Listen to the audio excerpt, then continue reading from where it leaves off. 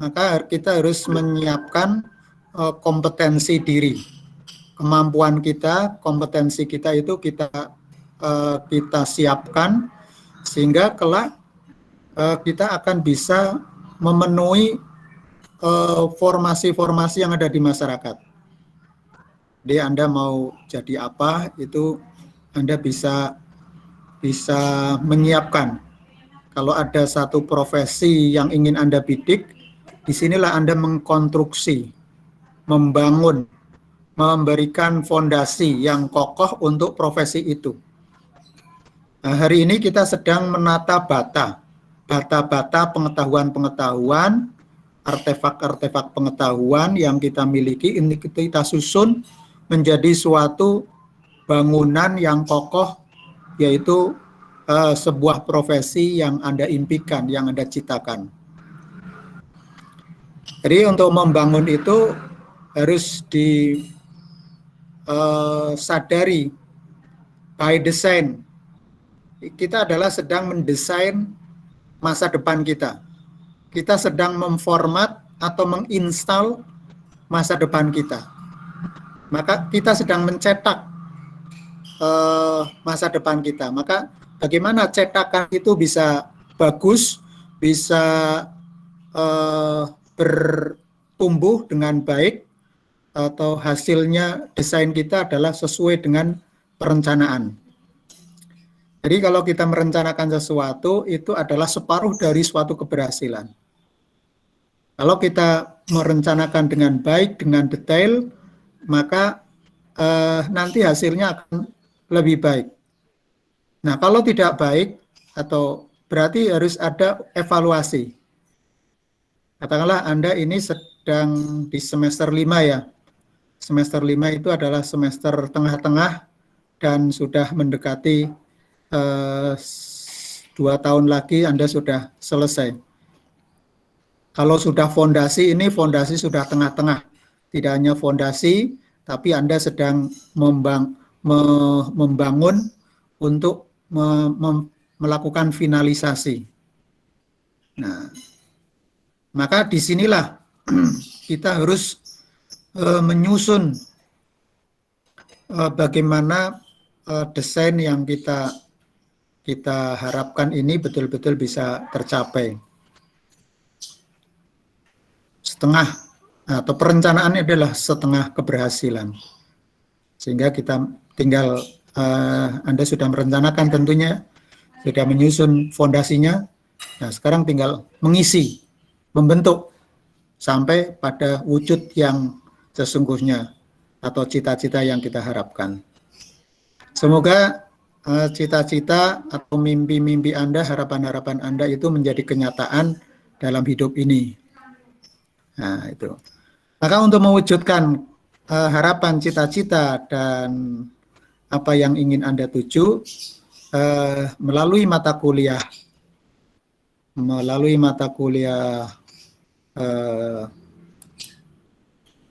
sosiologi hukum, kita akan belajar bagaimana sosiologi hukum kita.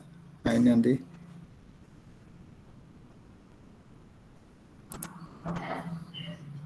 Saya akan share screen.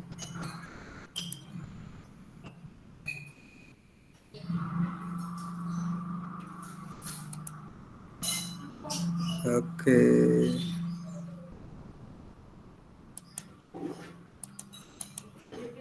Sosiologi hukum, kontrak belajar sosiologi hukum. Bisa terlihat? Bisa, Pak. Bisa, Pak.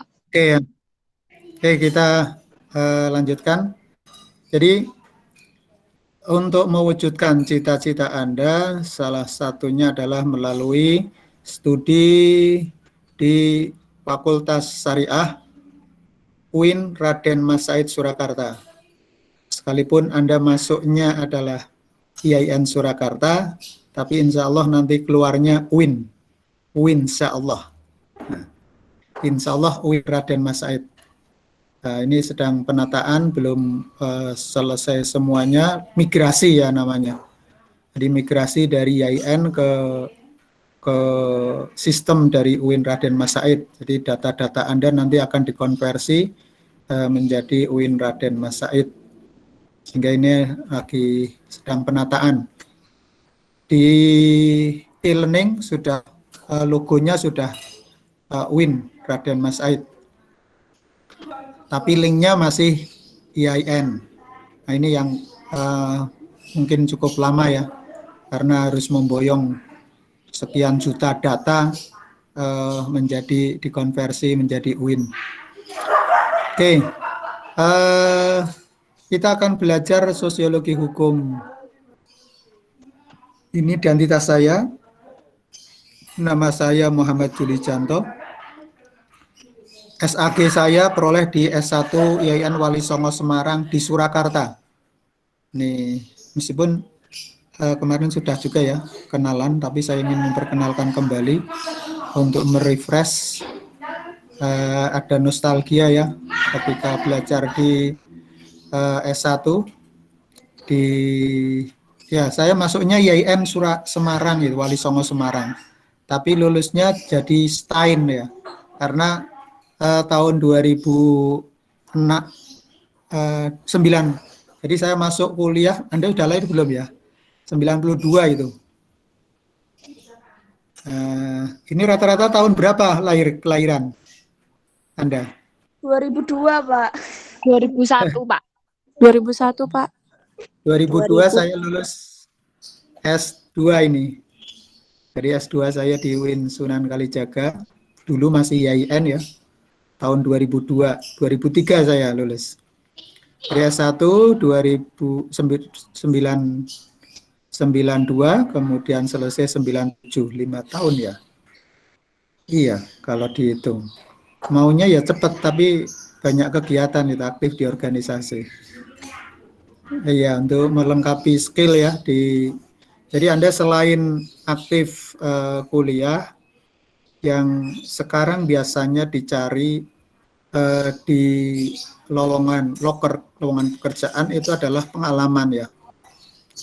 Pengalaman biasanya tidak hanya Anda sebagai student murni, jadi cuma belajar kutu buku hanya di kelas, tidak punya pergaulan dengan pengalaman organisasi itu ya memang bisa ya, bisa cuma itu saja, tapi menjadikan kita kurang kreativitas, kurang wawasan, kurang pergaulan. Maka saya menyarankan Anda juga untuk aktif di dalam organisasi, berorganisasi, bersosialisasi dengan teman-teman ini akan memperkuat life skill ya, life skill Anda dan namanya soft skill ya. Soft skill. Jadi hard skill tadi adalah ilmu ini ya. Ilmu sosiologi yang akan kita pelajari ini adalah hard skill ya. Hard skill yang nanti akan bisa menopang sebagai keprofesionalan kita. Tapi selain hard skill, kita harus mempunyai soft skill. Soft skill ini keterampilan Anda berorganisasi, keterampilan Anda berkomunikasi, keterampilan Anda berkomunikasi, keterampilan Anda presentasi, dan kuliah-kuliah yang kita lakukan itu mengarah kedua-duanya ya, hard skill dan soft skill ya. Soft skill diantaranya juga Anda mampu memanfaatkan media-media yang ada, media belajar yang ada miliki itu bisa menjadi soft skill yang bisa Anda kembangkan selain hard skill-nya ya. Jadi soft skill itu kejujuran, kesahajaan Anda dalam melakukan kegiatan ya. Ini ada yang masuk, siapa ya? Saya tidak. Nanti kalau enggak kurang satu mahasiswa belum. Oke, kembali ke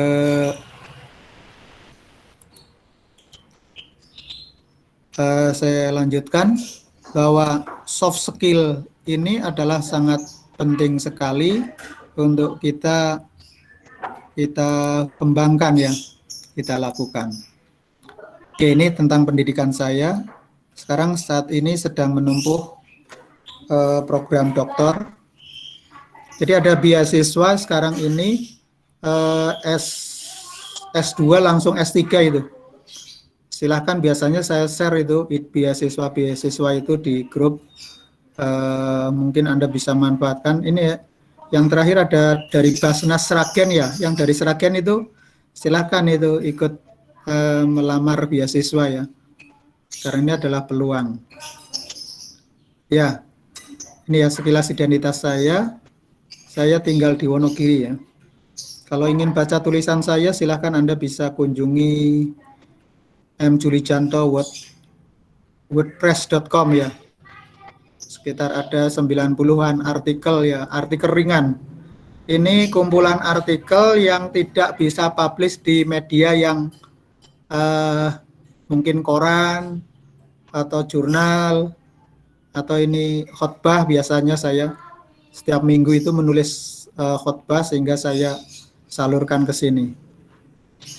Nah, ini masih gratis ini. Saya belum update sehingga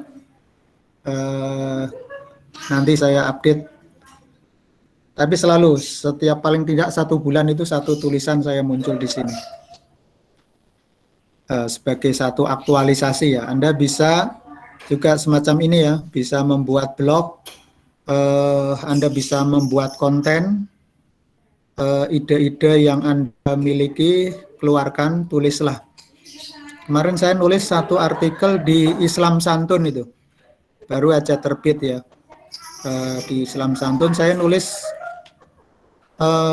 meretas kesulitan dan mulai dari yang mudah.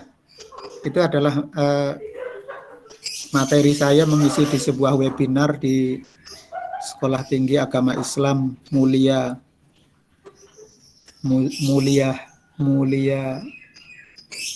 Hati ya, di Wonogiri. Karena saya membina Forum Lingkar Pena untuk Kabupaten Wonogiri. Dari kumpulan para pegiat literasi yang di Wonogiri. Nah, sehingga ini media saya.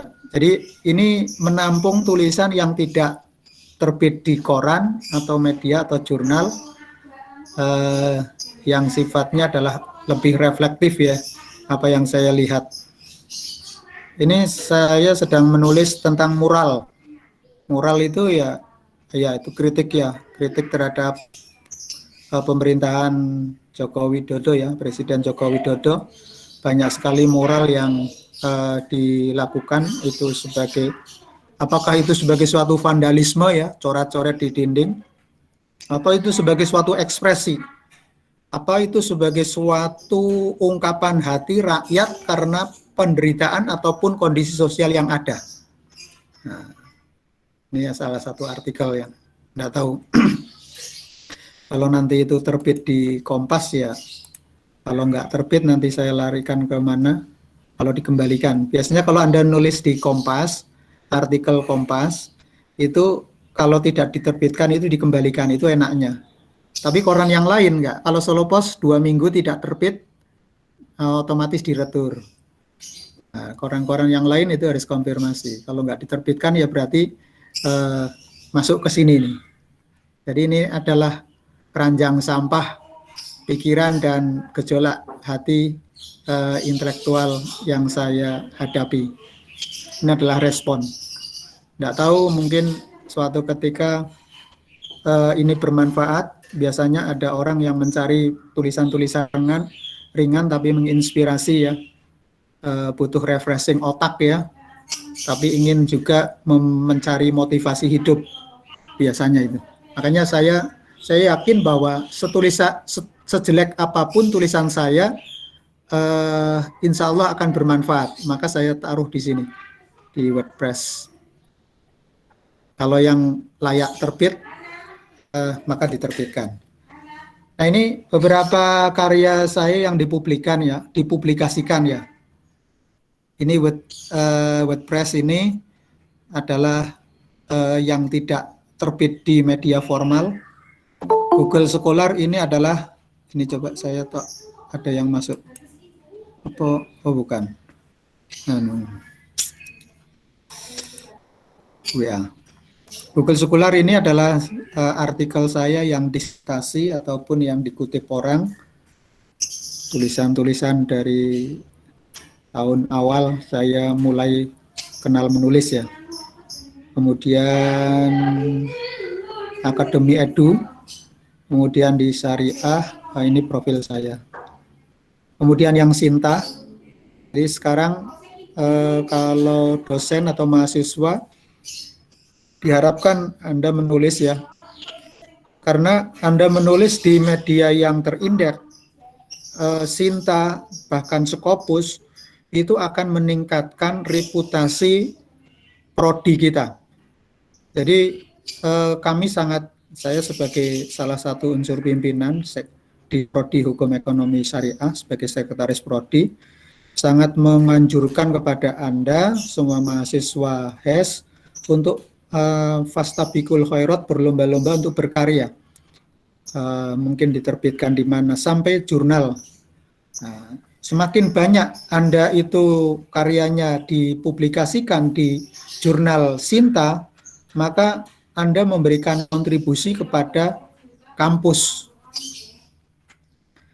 Prodi kita udah A ya memang. Kita ingin prodi HES itu bisa unggul ya. Kalau unggul nanti Anda mencari atau A itu mencari pekerjaan itu gampang ya.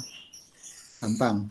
Tapi sekali lagi tergantung dari kapasitas kita, kompetensi kita.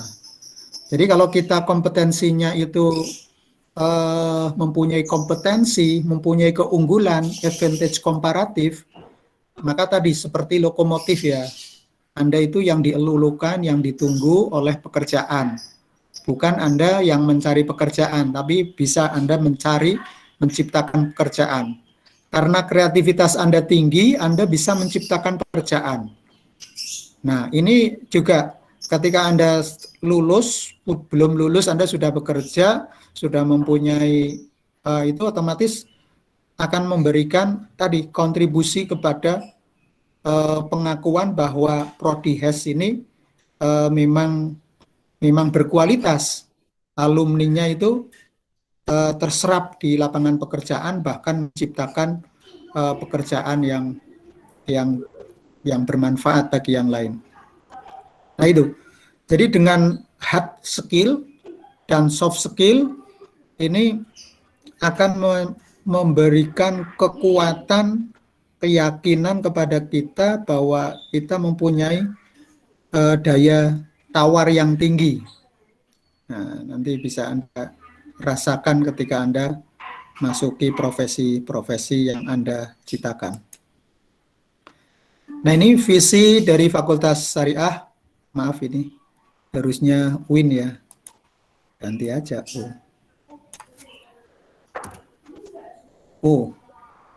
UIN. UIN Surakarta. UIN RM Said. Visinya adalah menjadi fakultas yang terkemuka dalam pengembangan ilmu pengetahuan di bidang syariah, hukum, filantropi, yang terintegrasi dengan kearifan lokal di level Asia Tenggara pada tahun 2034. Nah, ini kita mengarah kepada bagaimana fakultas kita itu bisa bersaing hingga di level Asia Tenggara. Sehingga nanti akan menjadi world class university ya, menjadi perguruan tinggi yang diakui secara di dunia internasional. Maka kita menerima mahasiswa dari berbagai penjuru dunia untuk bisa belajar. Ini semua perguruan tinggi rame-rame ataupun memberikan peluang untuk mahasiswa dari berbagai belahan dunia untuk belajar. Demikian juga Fakultas Syariah juga menerima mahasiswa asing, karena juga nanti implikasinya adalah Anda akan bersaing tidak hanya di level Asia saja, Asia Tenggara, tetapi adalah di dunia. Sehingga lulusan Fakultas Syariah bisa bekerja di mana saja sesuai dengan minat dan kompetensi alumninya. Anda mau pergi ke Amerika bekerja di sana,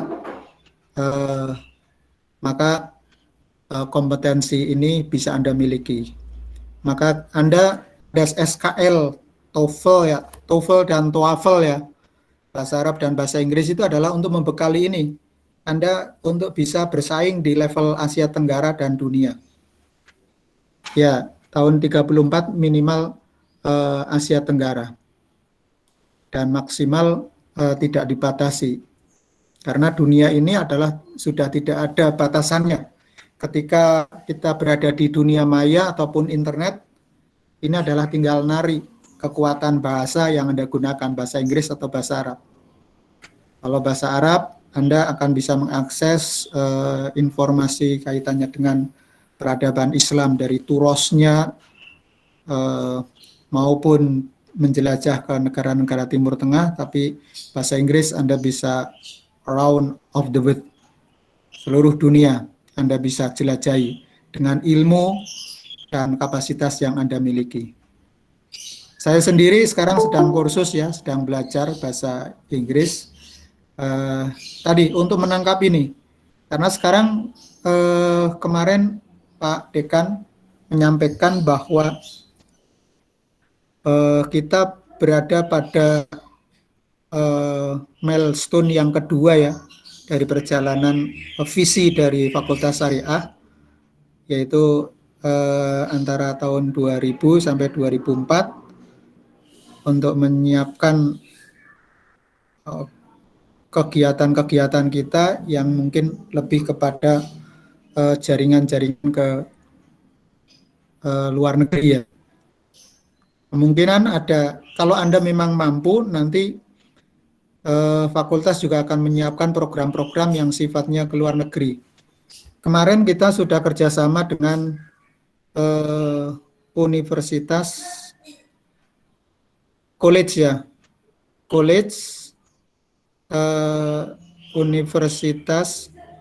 University Antarbangsa Selangor, Islamic University Antarbangsa Selangor Malaysia ya. Kita ada conference dan kebetulan saya juga ikut submit papernya. Sekarang sudah terbit di proceeding di kuis Malaysia. Nanti bisa juga kalau di Google Scholar Anda bisa lihat artikel saya tulis dengan karena saya concernnya di isu-isu disabilitas ya, saya menulis itu. Banyak sekali konferen ya sekarang. Jadi dari pengalaman menulis, saya sudah beberapa kali menulis dan mengikuti konferen, bahkan bisa terbang ke luar negeri karena menulis. Maka silahkan Anda kuatkan itu, karena peluang untuk melakukan konferensi di beberapa negara atau di universitas yang menyelenggarakan itu sangat terbuka saat ini. Apalagi di era pandemi ini, konferensi rata-rata memang diselenggarakan secara virtual ataupun online. Oktober ini juga kita akan IAIN UIN Raden Mas Said Surakarta ini menjadi home base atau tuan rumah dalam penyelenggarakan Annual International Conference on Islamic Studies.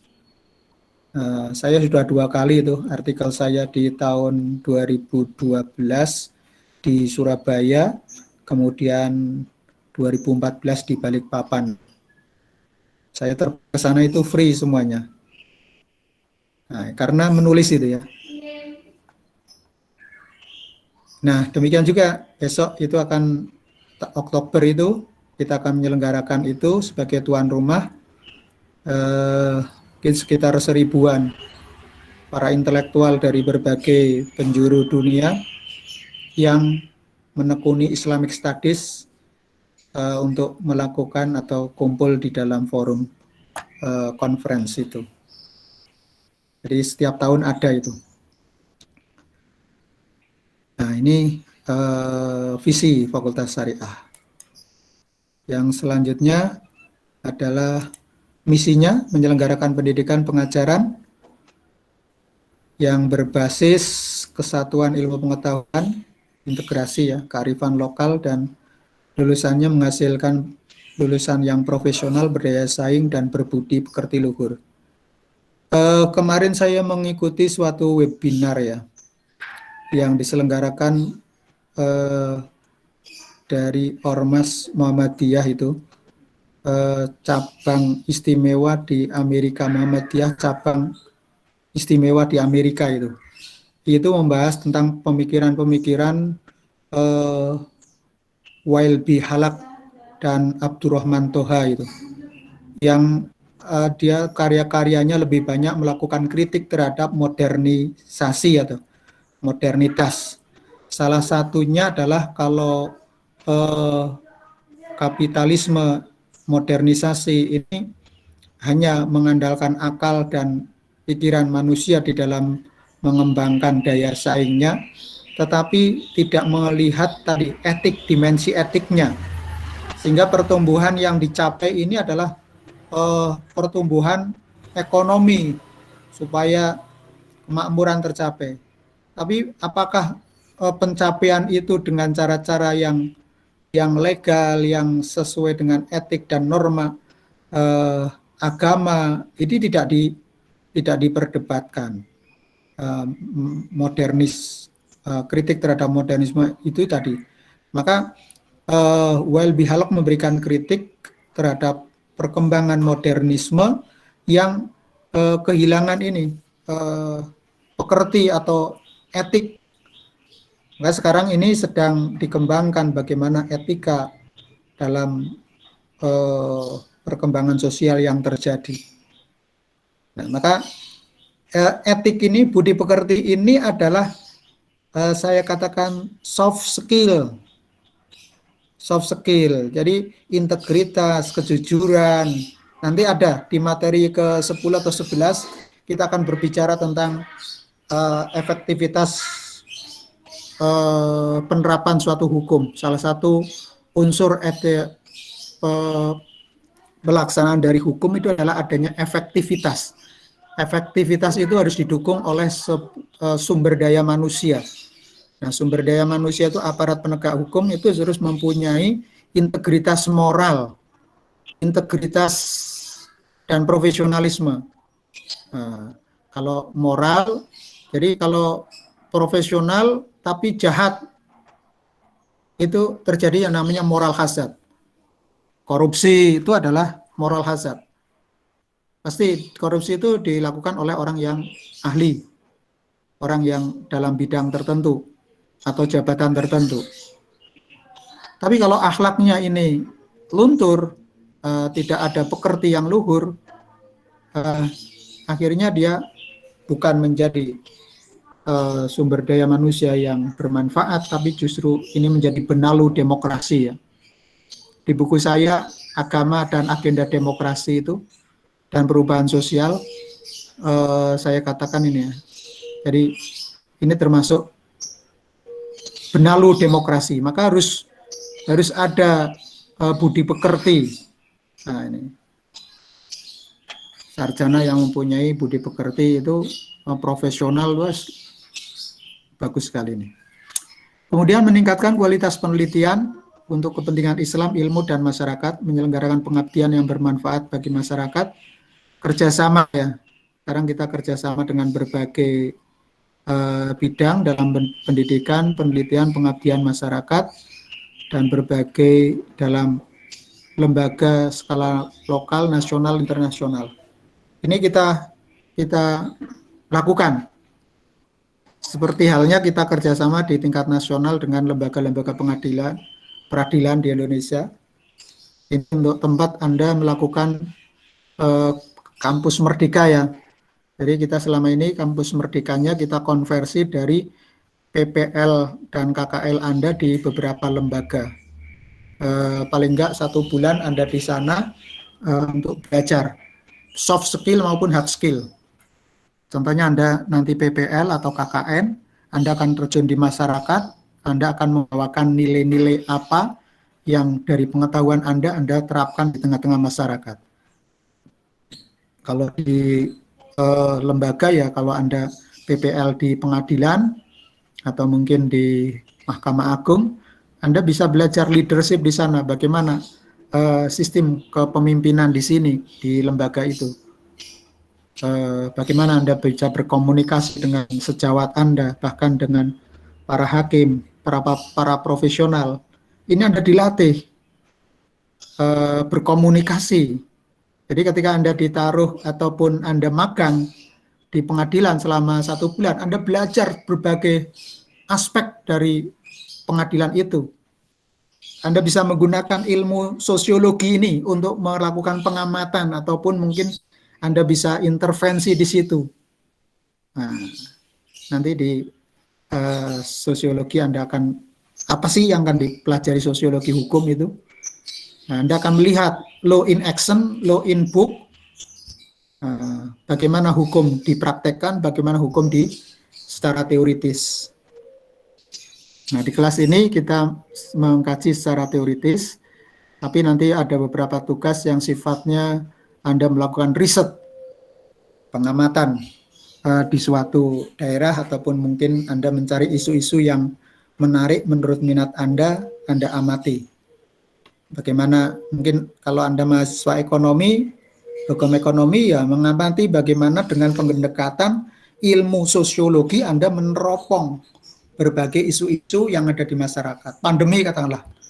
Bagaimana secara sosiologis pandemi Anda lihat? Bagaimana, apakah hukum ini bisa efektif di masa pandemi? Mengapa ketaatan masyarakat terhadap PPKM itu tidak optimal? Ada apa? Nah, ini Anda teliti, Anda selidiki, Anda identifikasi, Anda tulis. Jadi fenomena-fenomena sosial, gejala-gejala sosial yang ada di masyarakat, silakan itu ditulis. Saya juga sering ya membaca ataupun melihat fenomena sosial itu tergerak untuk menulis. Maka saya buat catatan-catatan, saya buat artikel-artikel pendek, hasil pengamatan. Nah, itu akan menjadi manfaat bagi yang lain. Bahkan itu menjadi satu ilmu ya, perlu dikembangkan. Kemudian mewujudkan tata kelola kelembagaan profesional berstandar internasional. Kita sudah pernah diaudit oleh lembaga audit internasional itu. Lupa saya namanya itu. Itu di LPM itu sering menyelenggarakan. Saya juga salah satu auditor ya di AMI ya. Auditor yang melakukan audit terhadap lembaga-lembaga atau pelaksanaannya. Jadi untuk memberikan bagaimana tata kelola dalam pendidikan yang kita selenggarakan, pembelajaran, penelitian, dan pengabdian masyarakat, itu ada lembaga pengindek ataupun audit internasional. Apa ya, saya lupa. Kok lupa ya tiba-tiba itu. Ada, jadi lembaga ini mensertifikasi institusi yang berkembang. Jadi kalau kita mengikuti update standar internasional, salah satunya ya kita akan menerima mahasiswa secara internasional ya dari berbagai negara. Tahun ini saya tidak tahu apakah ada negara mahasiswa asing yang kuliah di kita. Kalau di angkatan Anda ada ya, ada yang dari Thailand ya. Thailand, Malaysia. Nah ini. Oke itu ya. Jadi Anda menyesuaikan mimpi Anda, kita samakan ya. Mimpi Fakultas Syariah dan mimpi Anda. Kita sama juga, saya punya harapan-harapan, punya cita-cita untuk bisa berperan lebih luas lagi di konteks global ya. Maka kita harus, kapasitas kita harus kita pupuk dengan pembelajaran. Selanjutnya, misinya juga kita terapkan sehingga mimpi kita akan bisa terwujud. Oke, kalau kemarin pas hukum perikatan Islam Anda sudah mempunyai ini ya. Saya ingin mungkin di antara Anda bisa menyampaikan tentang mimpi yang sudah Anda tuliskan ini sampai sekarang, sampai di tahap apa itu? Sudah ada actionnya belum ya? Nah ini. Demikian juga di sini di mata kuliah ini Anda tuliskan kembali. Tuliskan kembali apa yang Anda cita-citakan, Anda apa harapkan dari belajar di Fakultas Syariah ini, di Hukum Ekonomi Syariah, Anda ingin menjadi apa? Ini adalah saat Anda mendesain ya. Dan saat juga kita di semester 5 ini Anda sudah menata di tengah-tengah itu. Karena 1 tahun lagi Anda sudah selesai. Nah, maka camkan betul, resapi, camkan dalam hati, pikirkan, tindakan, action Anda.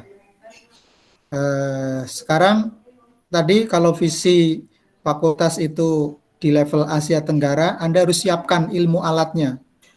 Bahasa Arab, bahasa Inggris, kuasai dengan baik, kemudian komputer, dan SKL ibadah.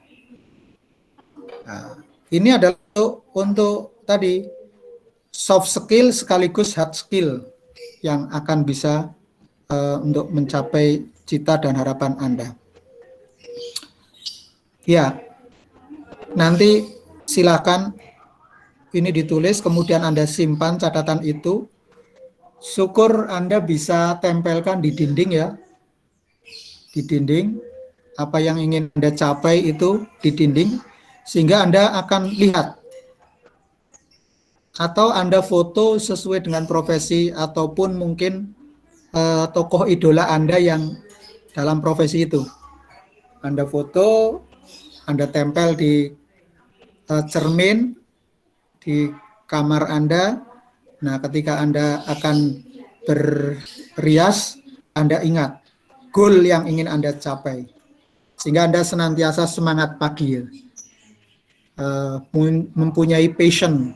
Nah, kalau di antara profesi-profesi yang ingin Anda capai adalah ini adalah profil alumni syariah ya, yang ada, yang sudah terbukti. Nanti Anda setelah lulus, kalau Anda menempati profesi-profesi ini, silahkan Anda segerakan mengisi tracer study ya, kirimkan kepada fakultas, karena itu sangat penting ya untuk mengetahui sejauh mana capaian pembelajaran yang dilakukan di kampus kita, di prodi kita itu memenuhi profil alumni sebagai hakim, advokat, jaksa, pegawai pencatat nikah, pegawai negeri sipil, ASN, dosen, manajer, notaris, pengusaha, atau berwirausaha yang mengandalkan kreativitas tinggi ya. Oke. Sampai pada kontrak belajar yang sesungguhnya ini. Yang pertama langsung tugas ya. Kita masuk sini dulu aja. Kita akan belajar selama 14 kali tatap muka ya. Tatap muka, 14 materi ya. Materi pertama batasan sosiologi, sosiologi hukum, dan sosiologi hukum Islam. Kemudian hukum Islam, tarik-menarik antara wahyu, akal, kesatuan, keragaman, otoritarianisme, dan liberalisme. Kemudian hukum Islam, tarik-menarik antara idealisme, realisme, hukum dan moral, stabilitas, dan perubahan. Yang keempat, hukum Islam pada zaman Nabi.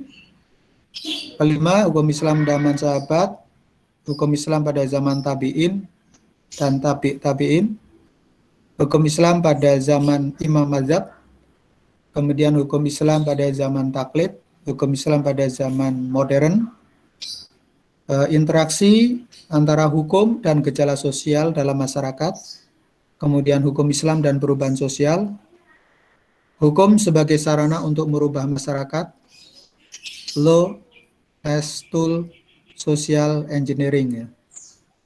Kemudian yang ke-13, faktor-faktor yang mempengaruhi keefektivitasan hukum dalam masyarakat, ya ini tadi yang kita melihat bahwa efektivitasan hukum itu diantaranya adalah ada kaidah hukum ataupun hukum yang dibuat secara baik, kemudian adanya aparat penegak hukum yang profesional dan mempunyai integritas tinggi.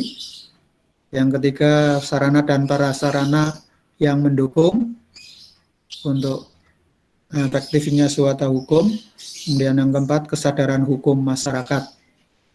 Darkum ya, kesadaran hukum masyarakat. Dan aspek-aspek atau faktor-faktor yang lain yang mendukung.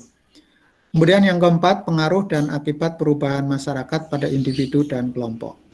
Ini 14 materi yang akan kita kerjakan atau kita bahas selama 14 tatap muka.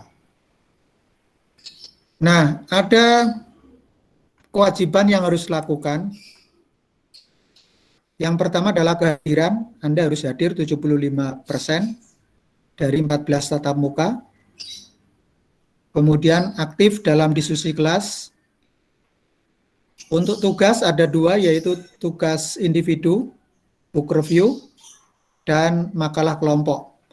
Book review ini adalah untuk memberikan tadi bobot kapasitas kepada Anda, supaya Anda mempunyai kapasitas. Jadi tidak ada cara untuk mengupdate atau mengisi pengetahuan pada kita kecuali dengan membaca. Mendengar, melihat, merasakan. Ini adalah sensor atau pengetahuan yang bisa kita raih. Maka Anda harus melakukan book review secara individu. Tidak bisa diwakilkan. Kalau Anda wakilkan, yang profesional nanti adalah wakil Anda. Sementara Anda biasa-biasa saja. Tapi kalau Anda melakukan book review sendiri, kemudian mengerjakan sendiri, Anda akan dapat tadi kapasitas, isinya. Tapi kalau Anda tugas semuanya selesai, tapi tidak Anda yang mengerjakan, itu Anda cuma dapat cover, ya. Isinya kosong. Nah, nanti implikasinya ketika Anda kompetisi, Anda layu di jalan.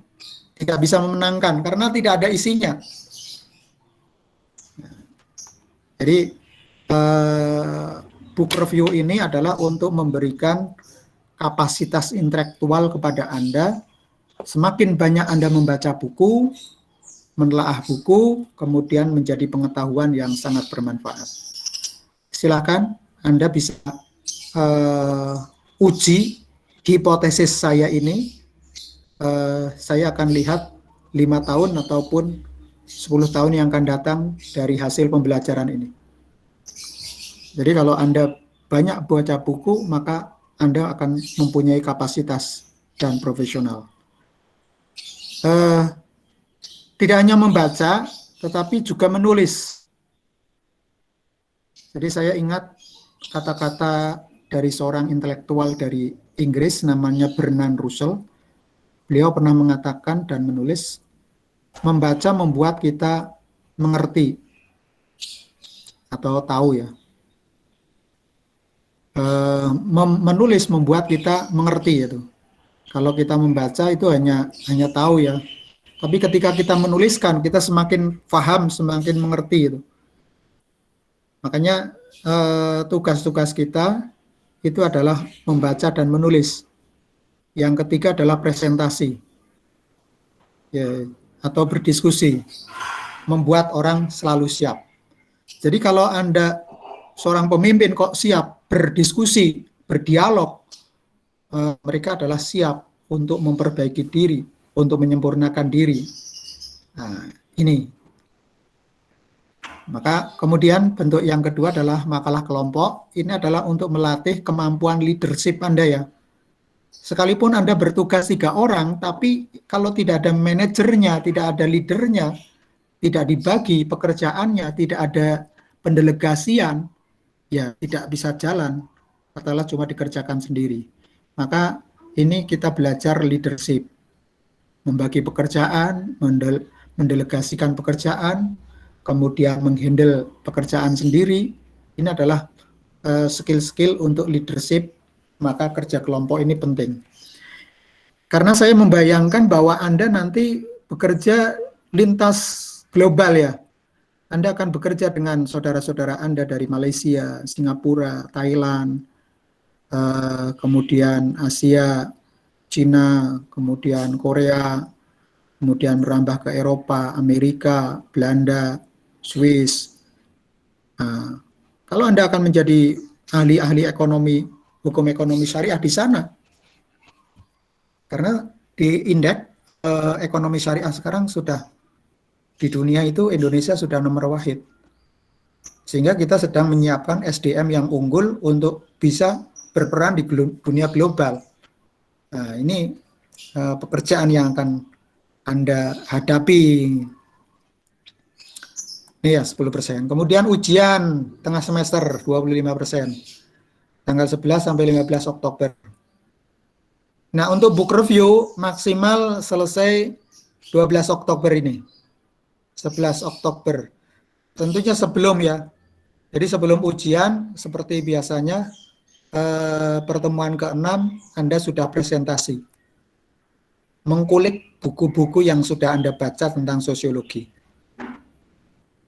Kalau bisa 5 tahun terakhir ya. 5 tahun terakhir. Ya, maksimal 10 tahun terakhir. Buku-buku yang terbit baru.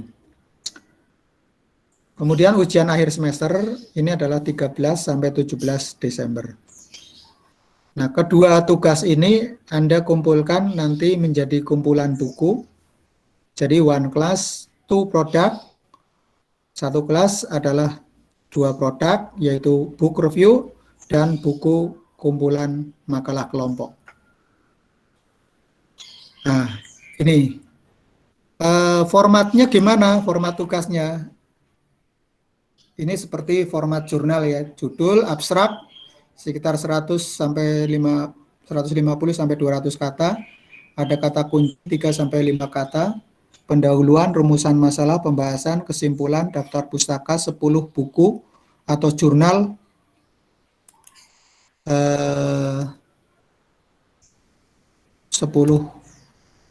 tahun terakhir. Nah, ini yang terbit 10 tahun terakhir ya, sesuai dengan format jurnal Al-Ahkam Yayan Surakarta. Nah, ini saya kira itu. Kemudian apa yang ingin kita capai dalam pembelajaran ini? Mahasiswa menguasai konsep-konsep kunci sosiologi hukum. Mahasiswa mampu menggunakan konsep-konsep kunci sosiologi hukum dalam penelitian dan kajian akademik. Yang ketiga, mahasiswa mampu membaca, menulis, dan mempresentasikan book review sosiologi hukum. Yang keempat, mahasiswa mampu membaca, menulis, dan mempresentasikan makalah kelompok, topik bahasan sosiologi hukum. Nah, ini yang akan kita capai selama 14 kali tatap muka. Semoga ini bisa memberikan kapasitas, kemampuan, dan profesionalitas Anda dalam studi di Fakultas Syariah. Selanjutnya untuk kelompok, silakan dibagi ya, 34 mahasiswa dibagi semuanya rata ini. Silakan nanti Anda berinteraksi. Sudah ada grupnya belum ya? Sudah, Pak. Oke, silakan ketua kelompok atau ketua kelas bisa membagi itu menjadi 14 kelompok. Untuk minggu depan kalau bisa sudah kelompok 1 bisa melakukan presentasi apa yang kita bahas sehingga Anda akan mendapatkan banyak manfaat dari situ. Oke, dari apa yang saya sampaikan silakan ada yang mau bertanya ataupun menyampaikan informasi. Silakan. Izin bertanya, Pak. Oke, silakan Mbak Sundari. terkait dengan makalah dan review book. Review book tadi berdasarkan penjelasan Bapak kan dikumpulkan pada saat pertengahan semester sekitar tanggal 12 Oktober dalam bentuk sudah satu buku, satu kelasnya. Nah, untuk makalah apakah dikumpulkan juga sama pada saat bersamaan dengan review book itu atau di akhir semester, Pak? Di akhir semester, karena ada 6 pertemuan lagi yang harus kita selesaikan ya. Ada 6 paper yang harus dipresentasikan. Sehingga di akhir semester. Jadi yang pertengahan semester dikumpulkan adalah book review-nya, kemudian akhir semester adalah makalah kelompoknya. Dan masing-masing juga mengumpulkan hasil kerjanya masing-masing ya.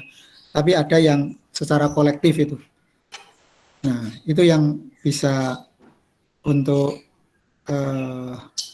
bahan bacaan Anda ketika nanti sudah selesai kuliah, akan ada kenangan indah, ada monumen, atau ada catatan.